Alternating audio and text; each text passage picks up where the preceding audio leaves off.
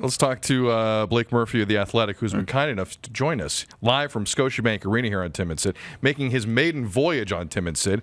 As is our history, he probably will want nothing to do with the show going forward. This will also be his last appearance, and it will be his choice. Mr. Murphy, welcome to the show. Are you surprised, first off, to go with what Tim is talking about here, at the size of the lineup of Nick Nurse, the starting lineup tonight?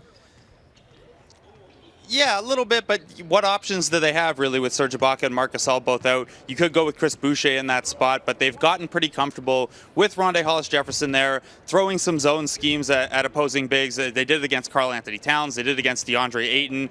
They had some success in those matchups, putting Rondae Hollis-Jefferson there, letting Pascal Siakam and OG Anunoby get some time there, and then throwing some wacky zones and double teams at those bigs. And Charlotte doesn't have a scoring big to the level of either of those guys, so I think they're betting on their ability to kind of, as a team defense, make the best of the situation there. Which is what they're good at, too. Is there any way to know if this is serious or load management without calling it load management? In Ibaka's case, I think it's probably that. It's listed as right knee soreness. He missed a handful of games with it last year as well, just throughout the course of the season. I think it's just one of those things where, you know, when wear and tear comes up, they want to be extra cautious. Van Vliet's a little more interesting just because he did take that hard screen from Giannis Antetokounmpo on Tuesday. It was wrapped in ice after the game. It was wrapped in ice at practice Thursday. Haven't had a chance to talk with him yet, but that one strikes me as maybe more of a day-to-day thing, where Ibaka's is probably just a rest precaution. Blake Murphy, of The Athletic here on Tim Sid. Easy for me to say. Norman Powell spoke yesterday to the media. That's a fairly clear and obvious sign. He was probably going to go tonight. They don't usually let a guy who's not going to play talk unless it's a special circumstance.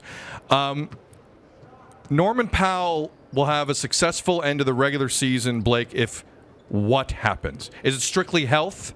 Like, what are you looking for from Norm at this point between now and game one of the postseason? Yeah, it's a tough one because Norman Powell's biggest thing over the last 5 years has been, can he do the things he does well consistently? This year he was finally doing it, and now he's had 2 injuries get in his way. So to say, you know, he needs to be consistent is almost unfair because he's coming back after a month off here. You know, I think what they're going to be looking for from Norman Powell comes foremost on the offensive end. He was in a really good groove as a three-point shooter, and not just a spot-up threat. He's one of their best threats in terms of coming down in transition, hitting that wing three, kind of in rhythm and stretching a defense out as they scramble back. That's a really important weapon for them. We've noticed in recent games, most notably the Milwaukee Bucks game, that kind of secondary level of attacking where a guy can make a straight line drive into the paint and kind of collapse things and make things happen. Those are the areas they really miss Norman Powell more so than on the defensive end. So that's what I'm looking for him. Does he have the confidence right away to kind of drive into traffic and make things happen in the paint? And then does the three-point stroke come back right away, or does the month off kind of cost him his rhythm there? It's real interesting, and I don't want to jump the gun, and I feel like the battle for second between the Celtics and the Raptors will ease people off of what is going to be the topic of conversation going into the playoffs in Raptors land, if it hasn't already started already with the heads, and that is, Blake, do you have any idea what the rotation will look like when the playoffs roll around? Not really. I have a good sense of, I think the starting 5 will probably be Lowry, Van Vliet, Anunoby, Siakam, and Gasol. When everyone's been healthy, Nick Nurse has not wavered from that lineup. I think that's probably their best mix of offense and defense. It gives them some size. It gives them some shooting. Yes, you'd maybe hesitate with the small backcourt against certain playoff opponents. Perhaps if Toronto were to fall to 3 and Philadelphia falls to 6, that's probably the toughest matchup in terms of starting 2 natural point guards. But I think that starting 5 is comfortable. I think Nick Nurse has been pretty clear that Norman Powell and Serge Ibaka are in his top 7 no matter what. But the questions really become then, you know, at the start of the season, Patrick McCaw was Nick Nurse's 8th man, but Terrence Davis has kind of outplayed him to this point. Rondae Hollis-Jefferson and Chris Boucher in that 9th man role or extra big role have kind of traded back and forth who's ahead there. And I think, you know, over these last 20, 25 games, those are really the things that are worth watching. And those are the guys that, despite how well they've played and how well they've stepped into these larger roles, there's still a lot of leverage on the line for those guys, and probably a little bit of pressure because the playoff rotation isn't going to go 10, 11 deep very often. We've seen how that looked in years when the Raptors played in the postseason as a depth team. And I think Nick Nurse last year, having learned from going to 8 and sometimes 7, he's going to want a tighter playoff rotation. It's funny, we had Terrence Davis on the show yesterday, and I know that some people don't, like, net rating can be a byproduct of when you're playing, who you're playing with. Do you realize that Terrence Davis leads the Raptors in net rating? Yeah, not only that, he's at the top for most rookies in terms of kind of the more advanced analytics that try to capture, net rating and what teammates you're playing with, what opponents you're playing against.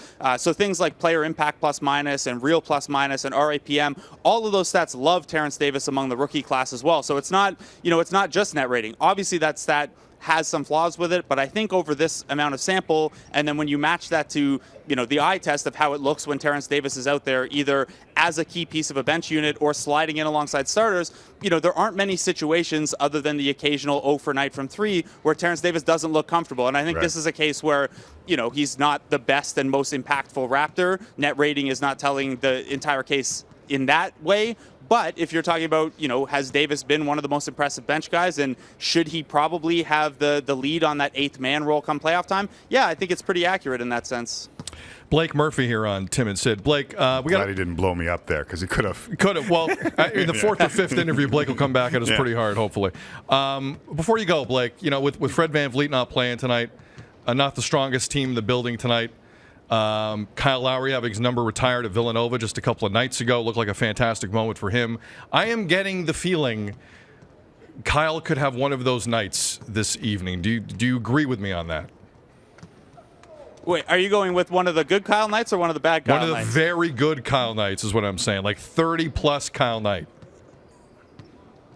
Yeah, I think, I'm people know how fond I am of these kind of mishmash Lowry and 4 bench player lineups. We're going to get to see a lot of that tonight, I think, because 2 natural bench guys are going to be starting alongside him, first of all, and then he's going to see time anchoring lineups with guys like Terrence Davis and maybe Patrick McCaw and Matt Thomas, if Matt Thomas has carved out a role here. So, yeah, I think not only do I think it's pretty likely that we get one of those, I think it's going to be pretty important, even as they're still double-digit favorites here against Charlotte. Lowry's the engine here, and Pascal Siakam's obviously the first option, but Lowry's the guy that for years now they've leaned on games like this to raise the floor of those guys around him. And yeah, I'm with you. I could see this being a Lowry night for sure.